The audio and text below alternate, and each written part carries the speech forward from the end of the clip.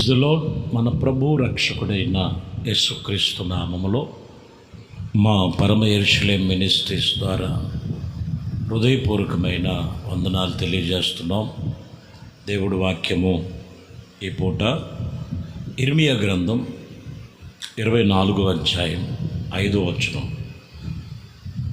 ఇజ్రాయేలు దేవుడైన యెహోవా ఆజ్ఞ ఇచ్చినదేమనగా, వారికి మేలు కలగవలెనని ఈ స్థలములో నుండి నేను కల్దీయుల యొక్క దేశమునకు చెరగా పంపు యూదులను ఒక మంచి అంజూరపు పండ్లు లక్ష్య పెట్టినట్లు లక్ష్య పెట్టుచున్నాను.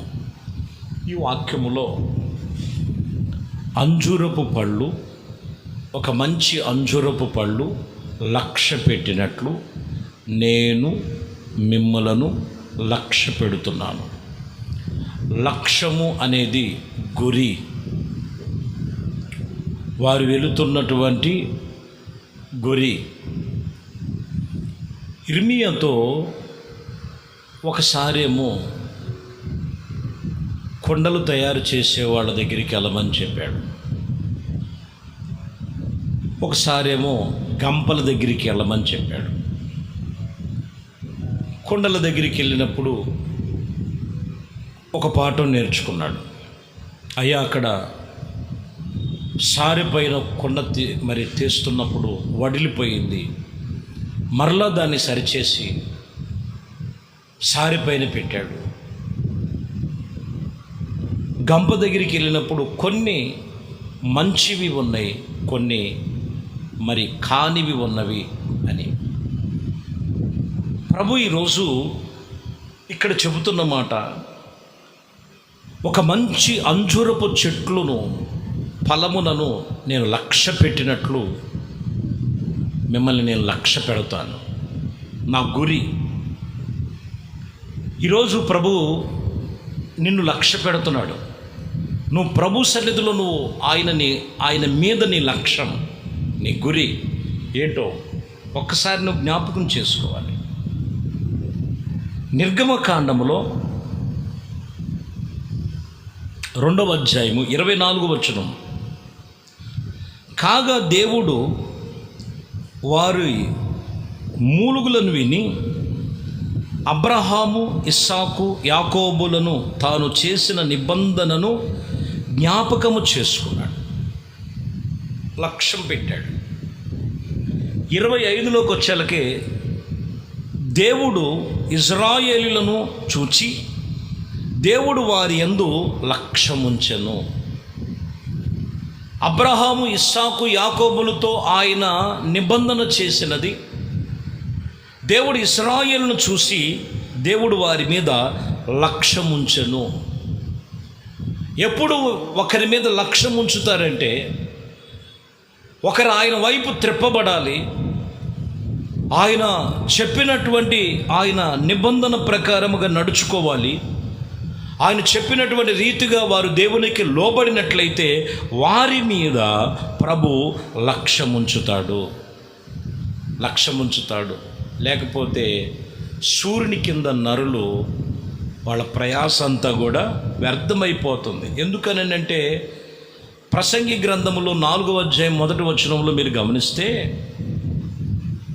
పిమ్మట సూర్యుని కింద జరుగు వివిధమైన అన్యాయపు క్రియలను గురించి నేను యోచించి తిని, బాధింపబడిన వారు ఆదరించే దిక్కులేక కన్నీళ్లు విడుచుచుందురు, వారిని బాధ పెట్టువారు బలవంతులు గనుక ఆదరించేవాడు ఒక్కడైనా లేడని చెప్తున్నారు. సూర్యుని కింద మనుషుడు వారి యొక్క పరిస్థితులు ఎలా ఉన్నాయంటే, నానా విధమైనటువంటి బాధలలో, వేదనలో, నానా విధమైనటువంటి ఇదిగో వారు ఆదరణ లేక దిక్కు లేకుండా ఉన్నారు. మనుషులను లక్ష్య పెడుతుంటారు కొందరు, లోకములో ఉన్న కొన్ని పరిస్థితులు లక్ష్య పెడుతుంటారు. నువ్వు దేవుని మీద లక్ష్యం ఉంచు.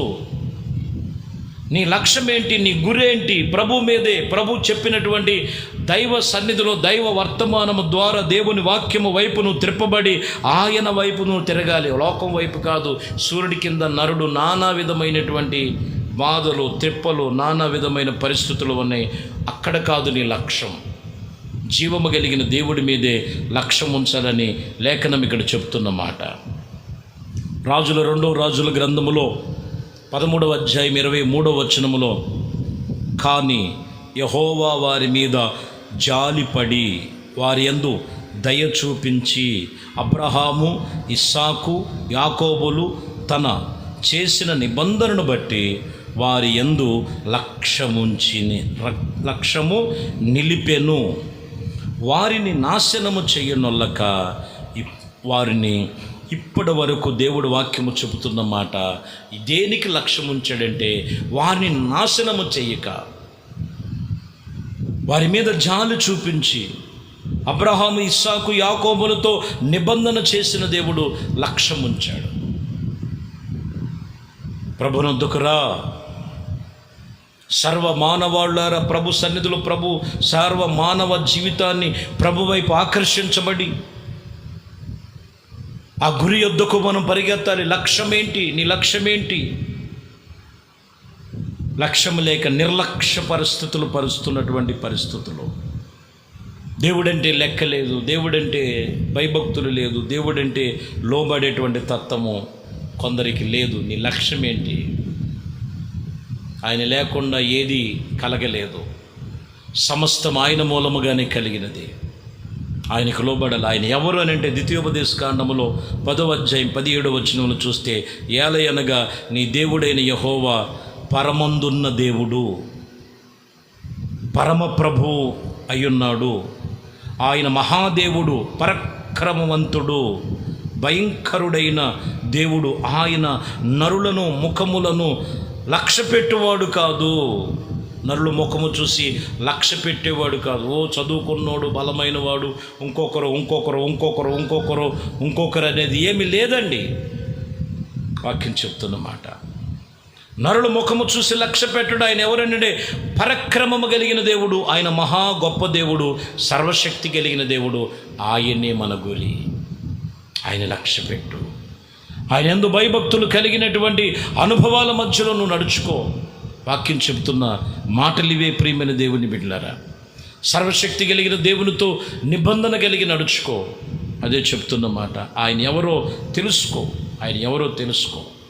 గలతీయులకు రాసిన పత్రికలో రాయబడిన మాట 2వ అధ్యాయం 6వ వచనం, ఎన్నికైన వారిగా ఎంచబడిన వారి యందు నేను ఏమీ నేర్చుకొనలేదు.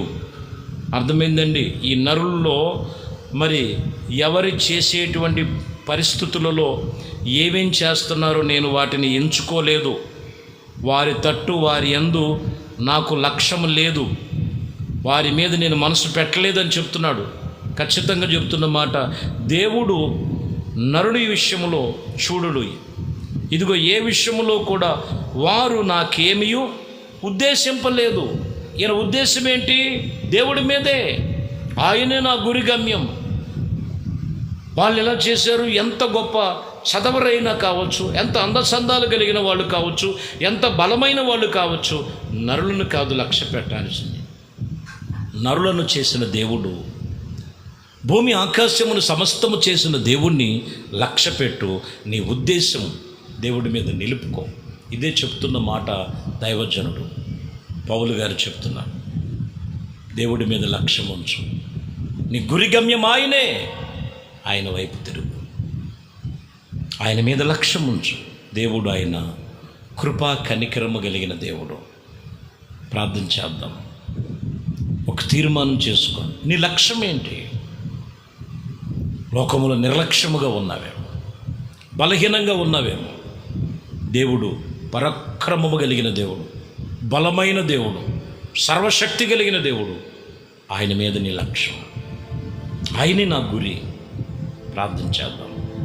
ప్రేమ స్వరూపి దయగలిగిన మా ప్రభువా, నీ శ్రేష్టమైన నామానికి స్తుతి స్తోత్రాలు చెల్లిస్తున్నాం. ఈ ఉదయకాలం మా గురి గమ్యము నీవే. మా లక్ష్యము నీవే.